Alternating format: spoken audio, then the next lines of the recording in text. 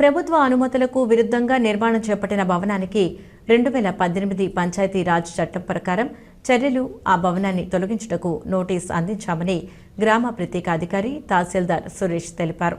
రాజన్న సిరిసిల్ల జిల్లా ముస్తాబాద్ మండల కేంద్రంలోని ప్రభుత్వ నిబంధనలకు విరుద్ధంగా నిర్మాణం చేపడుతున్న భవనాన్ని గ్రామ ప్రత్యేక అధికారి తహసీల్దార్ సురేష్ ప్రభుత్వ నిబంధన ప్రకారమే నిర్మించుకోవాలని ఇంటి యజమానికి తెలిపారు.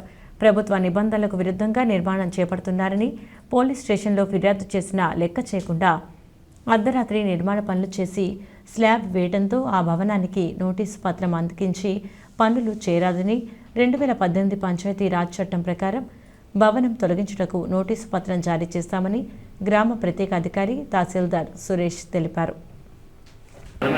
పనిచేస్తున్నారు అధికారులందరూ సెలవు రోజు అయినా మొన్న 18 తారీఖు రోజు 18/3/2024 రోజు పోలీస్ స్టేషన్లో కంప్లైంట్ కూడా ఇవ్వడం జరిగింది. వాళ్ళ మీద ఇల్లీగల్ కన్స్ట్రక్షన్ జరుగుతుంది సార్, ఇది ఆపాలి, ఒకవేళ వాళ్ళు ఇల్లీగల్ కన్స్ట్రక్షన్ జరిపేట మాత్రము వాళ్ళ మీద కేసు చేయాలని ఎస్ఐ గారికి కోరడం జరిగింది.